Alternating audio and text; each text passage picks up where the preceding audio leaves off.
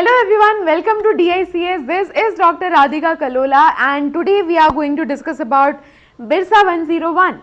So what is Birsa 101? ये किसके बारे में है? ये है सिकल सेल अनीमिया के बारे में. तो आज के लेक्चर में हम अनीमिया डिटेल में देखेंगे और सिकल सेल अनीमिया क्या होता है और उसको ट्रीट करने के लिए जो यहाँ पे पूरा एक प्रोसीजर बनाया गया तो उसको हम डिटेल में स्टडी करेंगे. तो first of all we will start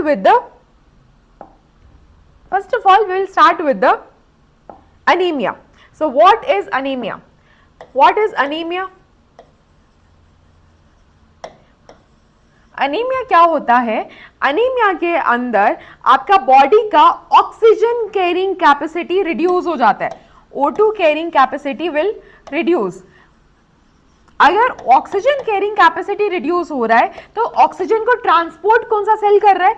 आपकी बॉडी में जो ऑक्सीजन को ट्रांसपोर्ट करता है वो सेल है आपका आरबीसी. और आरबीसी के अंदर क्या होता है? आरबीसी किससे बना होता है? उसके अंदर होता है हीमोग्लोबिन. क्या होता है? हीमोग्लोबिन रहता है. Is that clear? Now this hemoglobin is made up of heme. किससे बना? Heme. Heme is nothing but the iron and globin is nothing but the protein. ये क्या है? प्रोटीन है. Is that clear? अभी यहाँ पे बॉडी का अगर ऑक्सीजन कैरिंग कैपेसिटी रिड्यूस हो रहा है तो या तो आरबीसी में दिक्कत आनी चाहिए और या तो हीमोग्लोबिन में कुछ दिक्कत आना चाहिए. आरबीसी का शेप क्या होता है? आरबीसी का शेप है बाइकॉनकेव. क्या है? बाइकॉनकेव शेप होता है. अगर उसको आपको साइड से देखोगे तो आपको कुछ ऐसा दिखेगा. साइड से सी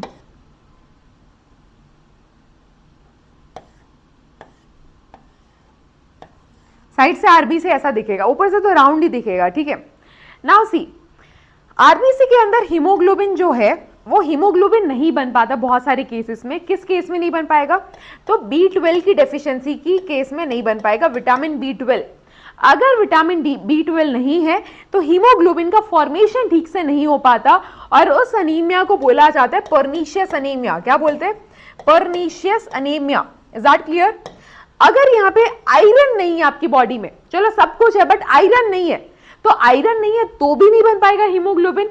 मतलब आयरन की डेफिशिएंसी में भी हीमोग्लोबिन नहीं बन पाएगा और क्या हो सकता है? अनीमिया हो सकता है. तो जो फीमेल्स होते हैं उसमें because of the menstrual cycle iron का डेफिशिएंसी इज मैक्सिमम. जो मेजॉरिटी फीमेल होते हैं उनमें because of the menstrual cycle बहुत ज्यादा आयरन डेफिशिएंसी होता है और वो एनीमिक होते हैं, मोस्टली एनीमिक है. Is that clear? अगर आप फैमिली हेल्थ सर्वे रिपोर्ट अगर पढ़ोगे तो उसमें mostly female percentage of female who is having anaemia is very high. आप देखना, उस चीज को ट्रैक करना. Is that clear? तो यहाँ पे एक तो हमने देखा कि भाई जो हीमोग्लोबिन है वो नहीं बन पा रहा बिकॉज B12 नहीं है तो पर्नीशियस अनीमिया होगा. अगर आयरन नहीं है तो भी अनीमिया होगा. ठीक है. अभी एक और चीज, हीमोग्लोबिन ठीक ठाक बन रहा है, सब कुछ नॉर्मल है, बट जो आरबीसी का शेप है बाइकॉनकेव नॉर्मल शेप, ये नॉर्मल शेप नहीं आ रहा. शेप कैसा हो गया? कुछ शेप हो गया कुछ ऐसा सिकल जैसा. मतलब जो एक फार्म टूल होता है ना जो फसल काटने के लिए यूज होता है, बस ऐसा शेप हो गया फार्म टूल जैसा. तो ये कैसा शेप है? सिकल. तो इसको बोलते हैं sickle cell anemia. Sickle cell anemia. और सिकल सेल अनीमिया जो होता है उसमें आरबीसी के शेप में ऑल्टरेशन आ जाता है and because of this alteration RBC का oxygen carrying capacity will reduce. चलो अभी अगर ऑक्सीजन कैरिंग कैपेसिटी रिड्यूस हो गया तो क्या? तो आपकी बॉडी को ऑक्सीजन नहीं मिलेगा, आपके बॉडी के सेल्स को ऑक्सीजन नहीं मिलेगा. तो ऑक्सीजन का क्या करना है? तो oxygen is needed for the cellular respiration. किसके लिए चाहिए? सेल्यूलर रेस्पिरेशन के लिए चाहिए. Now what is this cellular respiration? Cellular respiration मतलब ग्लूकोज जो आपने खाना खाया, कार्बोहाइड्रेट खाया, ग्लूकोज, उसका ब्रेकडाउन होता है in presence of oxygen only और तब क्या बनता है? एटीपी बनता है, adenosine triphosphate. And this adenosine triphosphate आपका बॉडी इसी फॉर्म में एनर्जी यूटिलाइज करता है. अगर एटीपी नहीं बन रहा मतलब बॉडी में एनर्जी नहीं है, आपका बॉडी फंक्शन नहीं कर पाएगा, डे टू डे एक्टिविटीज भी नहीं कर पाएगा. Is that clear? फाइन. अब हमारा जो आज का फोकस है ये हमने क्या देख लिया? अनीमिया क्या होता है, अनीमिया कैसे होता है, अगर अनीमिया होगा तो आपकी बॉडी में क्या होगा, हमने अभी तक ये देखा है.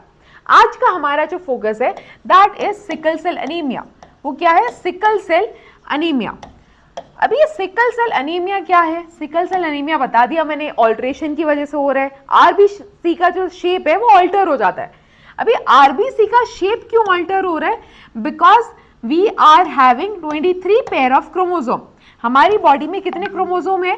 23 पेयर ऑफ क्रोमोसोम्स है। Out of this 23 pair of chromosome 11th number का जो क्रोमोसोम है, 11th पेयर है, 11th पेयर ऑफ क्रोमोसोम, उसमें एक जीन होता है। क्या होता है? एक gene. And this gene is responsible for the RBC shape. किसके लिए रिस्पॉन्सिबल है? आरबीसी के शेप के लिए रिस्पॉन्सिबल है। अगर यहाँ जीन है और ये आरबीसी के शेप के लिए रिस्पॉन्सिबल है, इसकी वजह से बाइकॉन्केव बन रहा है, तो अगर इस जीन में कुछ म्यूटेशन हो गया, इस जीन में कुछ म्यूटेशन हो गया, तो म्यूटेशन की वजह से शेप में भी ऑल्टरेशन आएगा, ऑल्टरेशन आएगा। और ऑल्टरेशन क्या आ रहा है? सिकल शेप बन रहा है। यहाँ पे क्या बन रहा है? Sickle shape. And because of this sickle shape आपका बॉडी में oxygen carrying capacity will reduce. साथ में क्या होता है? जो ब्लड वेसल्स होते हैं उसमें आरबीसी फ्लो कर रहे होते हैं। जब आरबीसी बाइकॉन्केव होते हैं तो कहीं अटकता नहीं है ब्लड वेसल में, बट अगर सिकल सेल है तो कहीं अटकने के चांसेस है ब्लड वेसल में। अगर अटकेगा तो वो आर्टरीज और वेन्स को ब्लॉक भी कर सकता है। Is that clear? So this is the background of sickle cell anemia and overall anemia. Now we will see what is BIRSA 101. So BIRSA 101 is nothing but the treatment of sickle cell anemia. Because as we all know that India में बहुत ज़्यादा anemia है, especially in the children and women. और अगर इतना anemia है और especially in the tribal people also, वहाँ पे anemia बहुत ज़्यादा देखने को मिल रहा है, sickle cell anemia. तो इसको ट्रीट करना बहुत ज़रूरी है। 2 साल पहले बजट में ही ये बात, अलग से बजट भी एलोकेट हुआ था और ये बात भी हुई थी कि सिकल सेल एनीमिया को ट्रीट करने के लिए जो उसका पूरा प्रोसेस है, जो बनाना पड़ेगा, कुछ टूल बनाना पड़ेगा, बिकॉज जेनेटिक डिसऑर्डर है ये, तो उसको ठीक करने के लिए उस पर रिसर्च चल रहा था और ये रिसर्च कंप्लीट हुआ और रिजल्ट आपके सामने है, दैट इज बिरसा 101। तो आज हम इसको डिटेल में समझते हैं। अभी बिरसा 101 में क्या है? बिरसा 101 में क्रिस्पर बेस्ड जीन थेरापी है, CRISPR based gene therapy. Now why gene therapy? Because ये ब्लड डिसऑर्डर है ना, ये ब्लड डिसऑर्डर है और ये आपका बॉडी के रिलेटेड, हेल्थ के रिलेटेड कुछ है, मेडिकल पर्पस के लिए कुछ यूज हो रहा है, तो उसको जीन थेरापी बोलते हैं।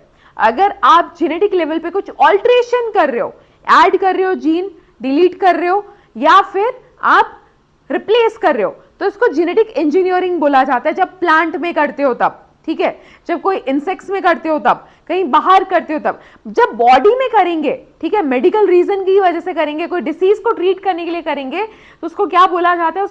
उसको बोला जाता है जीन थेरापी। क्या बोलेंगे? जीन थेरापी बोलेंगे। Is that clear? Gene therapy is nothing but the deletion, मतलब डिलीट करना, ऐड करना और replacement of any gene. Is that clear? तो यहां पे अगर ये डीएनए है पूरा और डीएनए का एक पार्ट होता है जिसको जीन बोला जाता है, ठीक है, segment of DNA is known as gene and this gene is a functional unit of DNA and genes are responsible for the protein synthesis. अभी यहां पे हमारा कंसर्न जो सिकल सेल एनीमिया है, जो 11th क्रोमोसोम पे एक जीन प्रेजेंट है, उसमें कुछ म्यूटेशन हो गया, मतलब ये एक फॉल्टी जीन है। क्या हो गया? इसमें म्यूटेशन हो गया, म्यूटेशन हो गया। अगर म्यूटेशन हुआ मतलब क्या है? फॉल्टी जीन है, और फॉल्टी जीन अगर है तो आपको रिप्लेस करना पड़ेगा विद अ हेल्दी जीन। तो आप क्या कर रहे हो? इस फॉल्टी जीन को निकाल के हेल्दी जीन एक रिप्लेस कर रहे हो। Is that clear? तो वहां पे कट लगाओगे, पहले तो कट लगाना पड़ेगा निकालने के लिए, ऐड करने के लिए ज्वाइन करना पड़ेगा। तो कट लगा रहे हम क्या यूज करके? क्रिस्पर यूज करके, क्रिस्पर Cas9 का यूज करके, जो कि एक मॉलिक्यूलर सीजर है। क्या है? Molecular scissor. और ये जो मॉलिक्यूलर सीजर है, इसमें क्या होता है? क्रिस्पर और Cas9। CRISPR is the RNA molecule जो गाइड करता है, और जो Cas9 है वो क्या है? Cas9 is the molecular scissor जो कट लगाता है। Is that clear? तो आपका ये कट लग गया यहाँ पे जीन पे, और जैसे लग गया वो बाहर निकल गया, डिफॉल्ट वाला जो फॉल्टी वाला जीन था, और हेल्दी जीन हमने रिप्लेस कर दिया। Is that clear? तो एक बार जब यहाँ पे सारा जो आपके सेल्स होते हैं, ब्लड सेल्स होते हैं, उसमें आप रिमूव करके रिप्लेस कर दोगे एक पूरा बंच ऑफ सेल्स में, और फिर जब आपकी बॉडी में डालोगे तो आपका बॉडी फिर रेगुलर वाला जो सही वाला है वही बनाने लगेगा। बोन मैरो में ये चीज किया जाता है, बोन मैरो के सेल्स में। Is that clear? Done. So this is the treatment which has been developed by the CSIR। किसने ये डेवलप किया है? CSIR। और CSIR के साथ कौन है यहाँ पे? Institute of genomics and integrative biology. इन दोनों ने मिलकर क्या डेवलप किया है? बिरसा 101। अभी आप सोचोगे क्रिस्पर बेस्ड जीन थेरापी, इसको नाम क्यों बिरसा 101 दिया?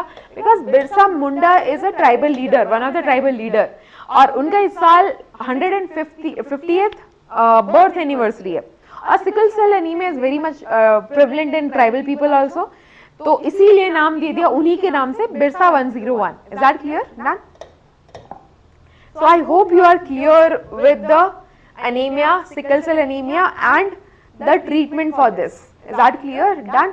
तो अभी यहाँ पे अगर हमने डेवलप कर दिया तो उसका प्राइस बहुत रिड्यूस हो जाएगा, जो कॉस्ट इफेक्टिव हो जाएगा ये। Is that clear? This is a significance.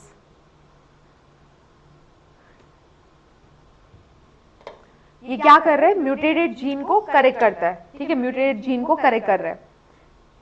और ये वन टाइम देना पड़ता है, one time infusion in the bone marrow cell, and after that your body will produce normal healthy blood cells, RBC cells. Is that clear? This is how this treatment work. So I hope you are clear with this concept. Thank you and have a nice day. मिलते हैं नए concept के साथ in another video. Thank you and have a nice day.